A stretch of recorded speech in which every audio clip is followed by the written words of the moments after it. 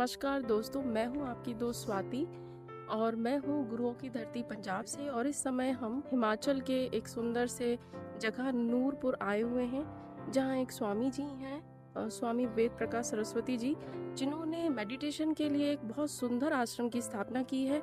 चलिए जानते हैं, उनके साथ हम भ्रमण करते हैं उनके सुंदर से आश्रम में और जानते हैं इस आश्रम के बारे में। ये आत्म प्रज्ञा आश्रम बागनी की स्थापना हमने 2012 में जी 1 जनवरी से ही इस कार्य की शुरुआत कर दी थी। और ये सोच करके की थी कि आज समाज में हर व्यक्ति इतना अशांत और बेचैन है कि उसके जीवन में बस ये कहो कि बहुत सारे लोग तो पागलपन के कगार पर पहुंच गए हैं, जीवन का मूल्य नहीं समझ रहे हैं, अशांति और बेचैनी से परेशान हैं। ऐसी स्थिति में ऋषियों का एक ही संदेश था कि हम अपने जीवन में साधना को समझें, वैदिक संस्कृति को समझें, सनातन पद्धति को समझें, हम यज्ञ को समझें, हम योग को समझें, तो हम अपनी जीवन पद्धति को जानेंगे तो हमारा जीवन खुशहाल होगा, हमारे जीवन में सुख शांति और समृद्धि आएगी। तो आज समाज को इसकी बहुत ही महती आवश्यकता है, जिसके माध्यम से व्यक्ति साधना के माध्यम से इन सारे रहस्यों को जान पाता था। प्राचीन काल में जब व्यक्ति अपने घरों से वो आश्रमों में जाते थे, ऋषियों के सानिध्य में बैठते थे, तो हमारे मनों में जो द्वंद्व होते थे, हमारे जीवन में जो भ्रांतियां होती थी, उन सारी भ्रांतियों को दूर करने का जो उपाय जो है ना ऋषि लोग बताते थे, जिससे मन की भ्रांतियां मिट जाती थी, हमारे द्वंद्व मिट जाते थे, आपस में प्रेम बढ़ जाता था, ग्रस्त जीवन खुशहाल हो जाता था। और साधु अपनी साधना में लग करके जो बहुत सारी अनुभूतियां खोज करके वो अनुभूतियां गृहस्थियों को सहज रूप में दे देते थे। लेकिन आज वो परिपाटी विलुप्त जैसी होती जा रही है। साधना के क्षेत्र में हमें कोई विशेष ज्ञान प्राप्त नहीं होता है और कई बार हमको ऐसे स्थान ही नहीं मिलते जहां हम अपनी शंकाओं को रख सकें, अपने संदेहों को मिटा सकें। तो हमने यही भाव को लेकर के इस आश्रम की स्थापना की। ये एक साधना के लिए बनाया, एक तपस्थली बनाई है। इसमें आकर के व्यक्ति अपने जीवन की भ्रांतियों को दूर करे और साधना करके अपने जीवन के लक्ष्य को जाने।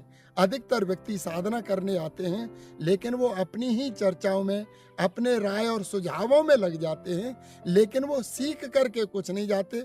उल्टा प्रयास रहता है कि वो हमको सिखा करके जाए। जीवन होता है जहाँ सीखने की जिज्ञासा हो। इसीलिए जब हम ठीक से सीखेंगे तब हम आगे सिखा पाएंगे। ऋषियों ने पद्धति दी थी कि पहले श्रवण, फिर मनन, फिर निधिध्यासन और साक्षात्कार करें। तो हम दूसरों को राय देने की बजाय स्वयं अपने जीवन को साधना में चलाएं। अपने जीवन में प्रैक्टिकली उन बातों को उतार करके हम बातों से नहीं कर करके दिखाएं और अपने जीवन को उन्नत बनाएं, खुशहाल बनाएं। और जीवन जितना खुशहाल होगा उतना ही आनंद से भर जाएगा, और जितना आनंद से भरेगा उतना ही परमात्मा के समाधि के नजदीक पहुंच जाएगा। समाधि का मतलब ही होता है समाधान, जहाँ कोई समस्या नहीं बचती है। लेकिन आज हमारे पास समाधान नहीं है, क्योंकि हम समाधि की तरफ आगे नहीं बढ़ते, हम भौतिकता की तरफ आगे बढ़ रहे हैं। तो अपने जीवन को उन्नत बनाएं और अपने जीवन में वेद के सिद्धांत को, यज्ञ के सिद्धांत को, साधना के सिद्धांत को जान करके अपने जीवन को उन्नत बनाएं। इसकी बहुत आवश्यकता है। उसी भावना को लेकर के ये स्थान बनाया हुआ है। जिसको भी साधना में विशेष रुचि हो वो व्यक्ति यहाँ आकर के साधना कर सकते हैं और अपने जीवन को उन्नत बना सकते हैं। स्वामी जी, तो ये कहाँ पे है, आप इसके बारे में बताएंगे और ये कैसे यहाँ आत्म पहुँचा जा प्रज्ञा सकता है? आश्रम जी ये नूरपुर के नजदीक है, पठानकोट से कांगड़ा रोड पर। जी और ये पठानकोट से 30 किलोमीटर और कांगड़ा से आने वालों के लिए ये 60 किलोमीटर है, ये मध्य में है। तो ये कहो कि नूरपुर से 5 किलोमीटर आगे पड़ता है। डीएवी स्कूल ऑन रोड पर स्थित है। उसी के बाएं साइड में जब जाएंगे तो 300 मीटर रोड से हट करके ये आत्म प्रज्ञा आश्रम बागनी। जी जी जी तो आप थोड़ा आश्रम हमें दिखाएंगे क्या क्या? हाँ, ये आश्रम की सारी व्यवस्थाएं हैं। जी जी जी और यहाँ सारी व्यवस्थाएं, मेरे पास अभी 6 कमरे हैं, जी लेकिन सभी कमरे लैट्रिन बाथरूम अटैच हैं जी किसी को भी किसी भी दूसरे कमरे में जाने की जरूरत नहीं है, किसी को किसी प्रकार की असुविधा ना हो। यहाँ एक सुंदर यज्ञशाला है और वो प्राचीन पद्धति की यज्ञशाला है। जैसे पहले 16 खंभों की यज्ञशाला ऋषि ने लिखी थी, इसमें भी हमने 16 खंभे स्थापित करके इस यज्ञशाला को बनाया है। और इसमें हमने यज्ञशाला को बड़ा नहीं, हमारा उद्देश्य है कि यज्ञ बड़ा होना चाहिए। यज्ञशाला बड़ी करने से बड़ा नहीं होता है, लेकिन हम इसमें बड़े बड़े यज्ञ करते हैं। इसमें 4 वेदों के यज्ञ हो चुके हैं और अभी भी हमने 3 वेदों के यज्ञ कर लिए हैं। अभी भी 21 जुलाई से 28 जुलाई तक इसमें हम ऋग्वेद का आधा जी पारायण करेंगे, मतलब आधा भाग इस, क्योंकि ये बड़ा वेद है, व्याख्या के लिए फिर समय नहीं मिलेगा, इसीलिए हम 8 दिन तक मतलब इसको 2 बार में इस वेद को पूर्ण करेंगे। या हर वर्ष इस तरह से श्रावणी के उपलक्ष्य में भी हम यज्ञ करते हैं और रोजाना दैनिक यज्ञ होता है। दोनों समय की आहुतियाँ पूरी ऋषि ने 16 आहुति लिखी है, तो प्रातःकालीन की 16, सायकालीन की 16। हम यज्ञ भले ही चाहे एक समय करें, लेकिन आहुतियाँ पूरी देते हैं और ये इसी तरह से ये व्यवस्था नित्य प्रति चलती है। जी स्वामी जी, और आप थोड़ा सा आश्रम हमें दिखा दीजिए, थोड़ा सा यहाँ का व्यू। आप देख सकते हैं जी, ये सारी व्यवस्थाएं हैं। ये देख रहे हैं हम स्वामी जी के साथ उनका आश्रम, बहुत ही सुंदर जगह बना हुआ है। ये रसोई है जहाँ पे स्वामी जी और उनके साथी भोजन को पकाते हैं और ये पूरी तरीके प्राचीन तरीके से पूरी तरीके से बनाई गई है। पीतल के बर्तनों का भी यहाँ पर यूज किया जाता है। और ये देखिए चूल्हा भी यहाँ पर है। जी जी स्वामी जी, हम बिल्कुल नेचुरल ढंग से अपनी जीवन पद्धति को चलाते हैं। जी, यहाँ एल्युमिनियम यूज नहीं होता, प्रेशर कुकर यूज नहीं होता, फ्रिज यूज नहीं होता, रिफाइंड। स्वामी जी बहुत सारे लोग हैं जो एल्युमिनियम कुकर में भोजन को पकाते हैं, तो उससे भी कुछ हानि होती है? बहुत बड़ी हानि होती है। देखिए हमारे देश में जी ऐसा नहीं है कि पहले लोग जानते नहीं थे, पहले भी जानते थे कि एल्युमिनियम धातु है जी, लेकिन उन्होंने भोजन के रूप में इसको नहीं लिया। हमारे जो क्रांतिकारी भाई जो जेलों में बंद थे जी, अंग्रेजों ने उनको रोगी और कमजोर करने के लिए सबसे पहले उन जेलियों को जो कटोरा दिए जाते थे वो एल्युमिनियम के होते थे और जेल में सबसे पहले एल्युमिनियम के बर्तन लगाए गए थे। और वो इसलिए क्योंकि क्रांतिकारी भाई अंग्रेजों के विरुद्ध विद्रोह कर रहे थे, उनको रोगी और कमजोर करने के लिए लगाए थे। हमारे यहाँ एल्युमिनियम का प्रयोग प्राचीन समय से नहीं होता है। हम पीतल, कांसा और तांबा, सोना, चांदी के बर्तनों में भोजन करते थे। इसलिए हमने अपने आश्रम में प्रेशर कुकर में जो भोजन पकता है वो पकता नहीं है, वो गलता है। जैसे कहते हैं ना सड़ा गला, तो ये गलता है, पकता नहीं है। पकता है हांडी में या पतीली में, लेकिन उसमें प्रेशर के कारण वो जल्दी गल जाता है और उसके जो पोषक तत्व हैं वो नष्ट हो जाते हैं। ऐसे कहो 87% पोषक तत्व नष्ट हो जाते हैं। प्रेशर कुकर में केवल 13% पोषक तत्व बचते हैं, जबकि मिट्टी की हांडी में और पीतल के बर्तनों में 95 से 100% पोषक तत्व बचते हैं।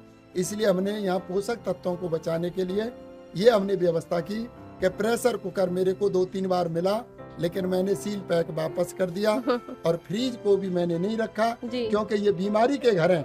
आज जो टेम्परेचर बढ़ रहा है ना, ये एसी, फ्रीज जो घर घर में बढ़ रहे हैं, वृक्ष कट रहे हैं, उसका दुष्परिणाम प्रकृति जो है हमको दे रही है कि आज इतना टेम्परेचर बढ़ता जा रहा है।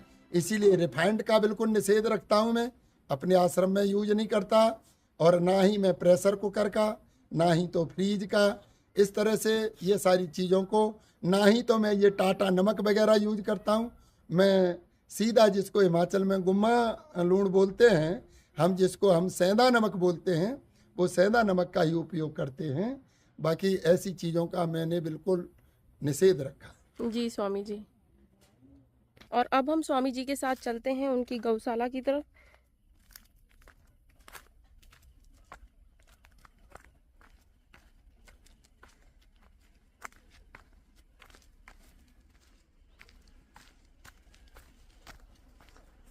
ये देखिए छोटी सी सौम्या। गौशाला है और एक गाय उन्होंने पाली ये हुई है। हमारी गाय है सौम्या, जी इसका नाम है सौम्या। जी और ये ऐसे कहो कि साहिवाल नस्ल की गाय है, जी प्योर तो नहीं है जी लेकिन ये 70-80% साहिवाल है, जी दोबली है।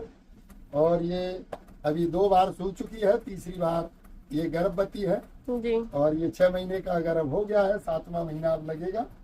तो ये हमारी बहुत ही सौम्या इसका नाम है और है भी ये सौम्या, बहुत सुंदर ढंग से। वो देखिए स्वामी जी का प्रेम, पंखा लगाया है उन्होंने।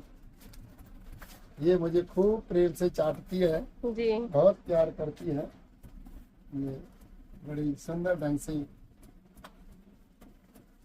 तो देखिए यहाँ पर आप आएंगे तो आपको देसी गाय का दूध मिलेगा और मेडिटेशन करने के लिए एक एकांत स्थान मिलेगा जो कि बहुत ही सुंदर है। और बहुत सारे अच्छे अच्छे विचार स्वामी जी से जानने का आपको मौका भी मिलेगा, मुझे तो मिल ही रहा है। ये इसीलिए बाथरूम हमने जी एक्स्ट्रा भी बना रखे हैं, जी कमरों में तो अटैच हैं ही, जी ये भी हमने बना रखे हैं। बहुत अच्छा लगा स्वामी जी आपसे मिलकर। और मैं लोगों से कहूँगी कि वो भी यहाँ पे आएँ एकांतवास में और ध्यान साधना सीखें, आपसे अच्छे अच्छे विचार लेकर जाएं, क्योंकि आजकल में गृहस्थ में इसका बहुत, इन विचारों का बहुत प्रयोजन है कि हम अपनी गृहस्थी को अच्छे से चलाएं। और बहुत अच्छा लगा आपके साथ स्वामी जी, नमस्कार। और दोस्तों, आज हम स्वामी जी के साथ अपने सेशन को यहीं समाप्त करते हैं। और स्वामी जी जब भी हमारे पास आएंगे या हम स्वामी जी के पास आएंगे, आपके पास ऐसी ज्ञान चर्चा बार बार आपके सामने लेकर आएंगे। तो मैं आप सभी से विदा लेती हूँ, नमस्ते, मिलते हैं अगले वीडियो में।